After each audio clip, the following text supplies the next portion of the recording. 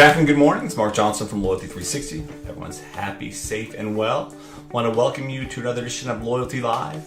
In this series, we speak with leading agencies, technology partners, and consultants in customer channel and brand loyalty about the technology trends and best practices that impact a brand's ability to drive unique experiences, enhance engagement, but most importantly, impact customer loyalty.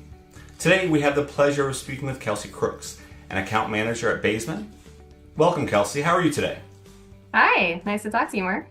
Nice to talk to you as well. First off, we like to start these on a more personal level, so we'd love to know a little more about yourself and your current role at Baesman. Yeah, well, I'm actually a proud member of the fourth generation of Baesman. We are a family-owned business and have been for the last 70 plus years. My great-grandpa started the business back in 1952. So excited to be part of the team and get to work with the family. And really, one of the great things about Baesman is our ability to really personalize the experience for our clients. Okay. But prior to joining Baesman, I actually worked at 8451, which is the Kroger Company's subsidiary, doing merchandising analytics, and also worked on their retail media team, helping brands get more personal with Kroger customers. And that's where I really fell in love with loyalty, customer data, and how we can actually use that data to make better decisions and ultimately help the customer. Okay, perfect. For those who may not be familiar with Baesman, can you give us a little overview of how you support the brand's customer loyalty efforts, overview of what you do, how you do it, and maybe the industries that you focus on? Yeah, so since we've been around for over 70 years, we really started in the direct mail space and then expanded into our more strategic marketing services over the years. So we support brands in the loyalty space, helping them define their loyalty programs, run their loyalty programs with our technology platform. And then we're also just an overarching end-to-end partner. So we can start with that data analytics and strategy, help them figure out what type of tactics we need to be engaging members with, and then all the way through actual execution of their program. We work mainly with retail, but also in the financial sector, healthcare, etc. Absolutely. There's been a growing number of conversations that we have within our community around expanding the loyalty ecosystem.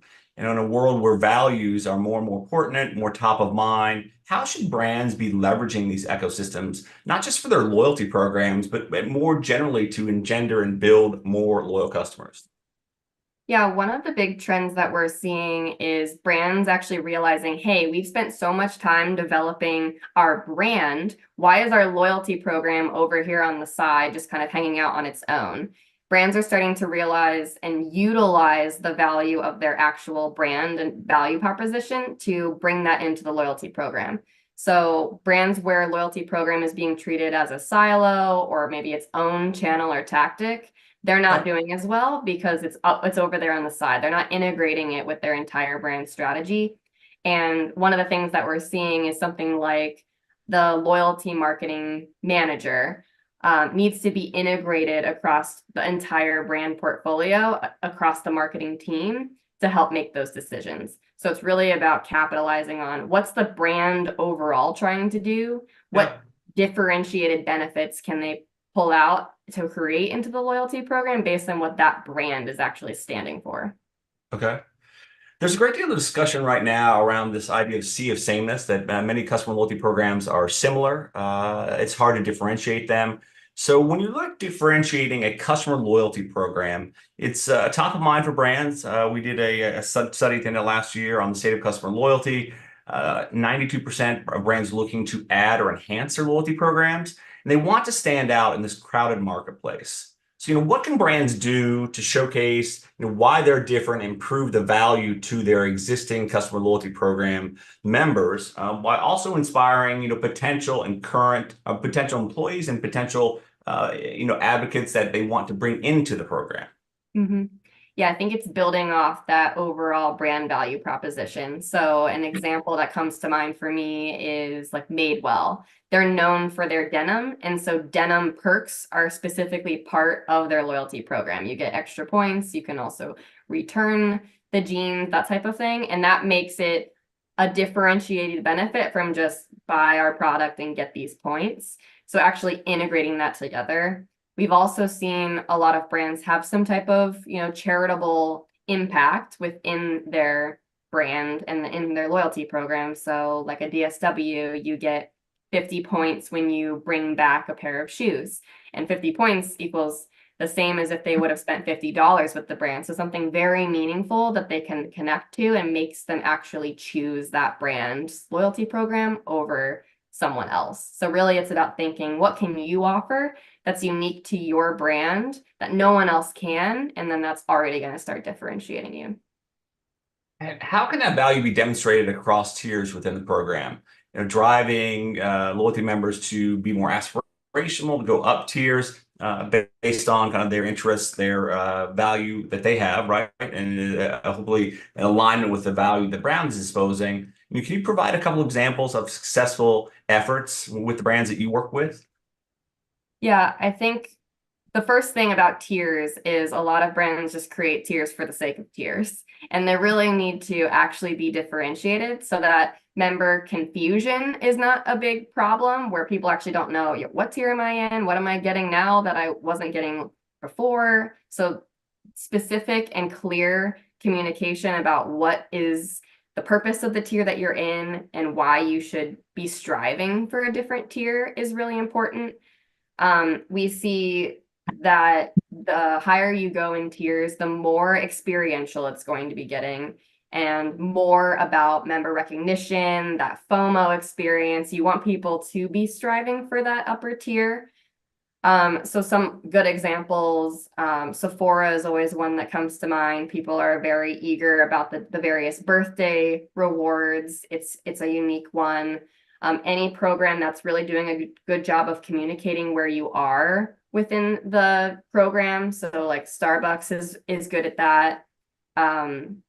But the way that you can make the tiers really work for you is by really harnessing your customer data, because you need to be aware of who we can move across the tiers. So we call that, moving the movables.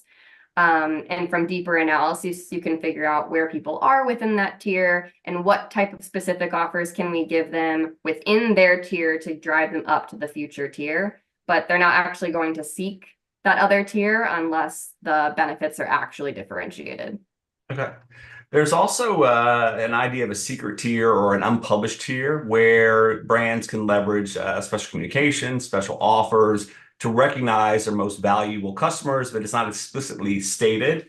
It's often used by luxury brands, but it can be used across an assorted variety of different brands within different industries. How does a secret tier enhance the customer loyalty offering? Yeah, so when we think about the various fundamentals of loyalty, one of the big ones is member recognition. And so like what we were just talking about with differentiating the tiers, having something like a secret tier is really like the top of the top when it comes to member recognition.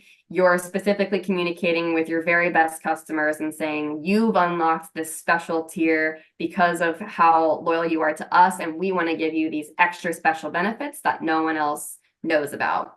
So we see this often work well, like you mentioned, luxury brands, high ticket value brands, but often this is also used as a way to engage employees, to get them to be talking about the brand and really buy into the loyalty program. We always recommend that brands make sure that their employees are actually part of their loyalty program so they can speak about it and be those brand evangelists. So that's an option. We also see as brands start working more with, influencer or affiliate type marketing programs, that a secret tier can work well with those too. It's just other ways to kind of get your brand message out there. But at the end of the day, your segmentation needs to be on point to know who is actually going to be in that secret tier and why are they going to be there, and being able to actually speak differently to them. Okay. There's a big push right now for partnerships, brand partnerships. It's dipped off a little bit, but brands really want to expand the efficacy and efficiency of their customer loyalty efforts. With cookies going away, deprecating, even though it's put off again, privacy laws growing across a number of states. Some, like Iowa next year, are going to be very, very restrictive. When you look at the potential benefit of a partnership, what are the benefits? Can they use them to offset the cost of adding new benefits or perks to an existing loyalty program? What are some benefits of having a very strategic brand-to-brand partnership offering?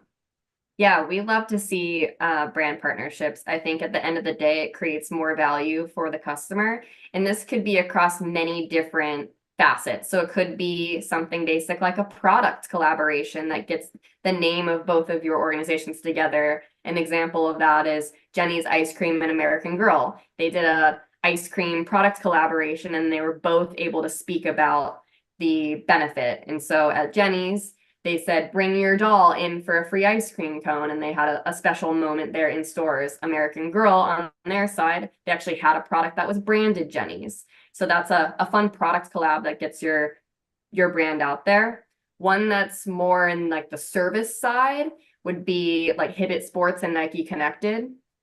They actually provide you specific benefits for Nike and for Hibbett that in that way it's more related to what they're trying to achieve within both of their brands. So what a brand hopes to achieve is helping you as the customer achieve what they're hoping to or be what they want to be, all of that aspiration.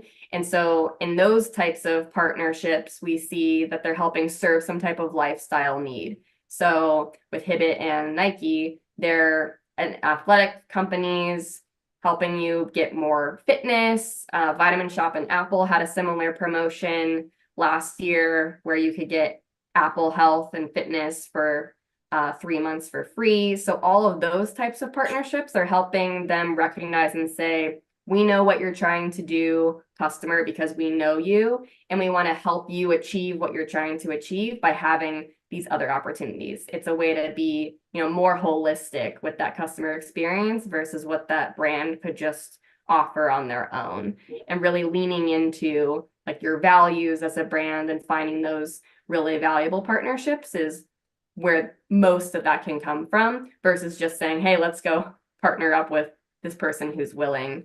I think that's where it gets really important to choose that very carefully. Okay. And brands are looking to increase their partnership programs to more than just point earning opportunities, earn and burn type opportunities. They're looking to, as you mentioned, with Apple and some of their efforts with Vitamin Shop, something core to what's important to them, health and wellness, aligned with the organizational's value. They want to create memorable experiences. And so how do you help brands do that? How do you make them see that the value is a strategic partnership that's more integrated? Because that could be a pretty significant challenge, because not only is getting a partnership that can work at a high level a challenge, but getting them to be more integrated where they're both co-marketing, they're both behind the efforts can be a big challenge. So, what are you seeing in that area, and how should brands be approaching a more experiential partnership opportunity? Yeah, I think this is a way for brands to say, we want to engage with you beyond just the transaction. It's not all about just buying our product, although we definitely want you to do that. But this keeps the brands top of mind. And so when they're engaging in other ways, so say it's with the fitness apps or that type of thing, or engaging with a product differently, they're thinking back about those brands and it's just keeping them more top of mind.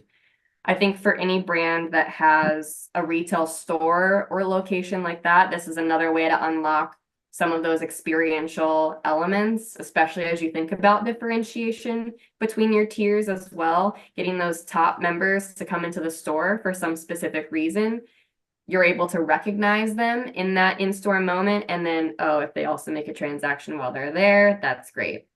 So it's really being able to experience the partnership live in their everyday life, and not just when they're thinking about what their next purchase is going to be. When you look at what's next for customer loyalty, what should brands be considering, and how they should be looking at not only what they're doing today, but what they should be doing, next gen, really next generation customer loyalty is a big topic. How should they be thinking about things today that will prepare them to stand out tomorrow? Yeah, I think right now, especially in the current macroeconomic time, it's about getting back to the fundamentals, making sure that you have everything right within your program. What value are you actually driving, and really get that value proposition right. and becoming your customer and seeing what that whole experience looks like. A lot of brands fall into that trap of just assuming that everything's running smoothly. When if you've got operational issues, that's going to send those customers elsewhere and not build that loyalty with you. So that's something that's going to be really important to get right now. And then beyond, it's really making sure that you're using your data and helping that work for you, not against you. To balance your file, to make sure that you've got enough new customers coming in alongside of your current customers, and then running acquisition campaigns to actually build that customer base. So for us, especially, it's making sure that our partners are being able to harness their data and use that data to actually make better decisions about what they want to do strategically. Okay. What's next for Baesman as we move throughout 2024? Anything unique, interesting? What's on the horizon? Yeah, one thing that we're continuing to focus on is more personalization. Obviously, that continues to be a hot topic in the space, but we're really focused on helping brands go from kind of one-to-many type of communication, where it's just spreading that message out, to more of the one-to-one. And that is all starting from harnessing the data. So we're helping a lot of brands right now create more personalized journeys, instead of just that kind of mass broadcast email campaign style of, once someone is engaged with your program or your brand, what other types of communication should be triggered for them. And we can help do any type of audit like that and create the strategy for it, all starting from that customer data. Okay. Well, thank you very much for that, Kelsey. Very interesting to hear your perspective on personalization and where brands should be looking at partnership opportunities and making sure they're effectively designed for both brands. But now we have the fun part of the interview, the quick fire question round. We like to keep these to a one word or short phrase answer so I don't get into trouble with the content team. So first off, I'm going to start with, what is your favorite word? Perf. What is your least favorite word? Curse words. Oh, okay. What excites you? A good thriller book. Okay. What do you find tiresome? Commuting. What book that you have read in a professional setting do you recommend to colleagues? Start with why. Okay, Simon Sinek. Yeah. Yep. What profession other than the one you have currently would you, potentially like to attempt? I love baking, so something like Okay. that. What do you enjoy doing that you don't get enough time to do? Skiing. Ah, I'm right there with you. Snow skiing, I hope. Yes. Good. Who inspired you to be the person that you are today? My parents. Okay. And what do you typically think about at the end of the day? I have a 7-month-old baby, so probably, is he going to sleep tonight? There you go. And how do you want to be remembered by your friends and family? My loyalty. There you go. All right, perfect. Well, thank you very much, Kelsey, for taking the time to speak with us today. It was great to get to know you, and also to know a little bit more about some things that Baesman is doing to help brands in a number of different areas around their customer loyalty program. So thank you for taking the time, and looking forward to hearing more from you and the Baesman team throughout the remainder of 2024. Yeah, thanks, Mark. Absolutely. And thank you, everyone, for taking the time to join us today. Make sure to join us back for another edition of Loyalty Live soon. And until then, have a wonderful day.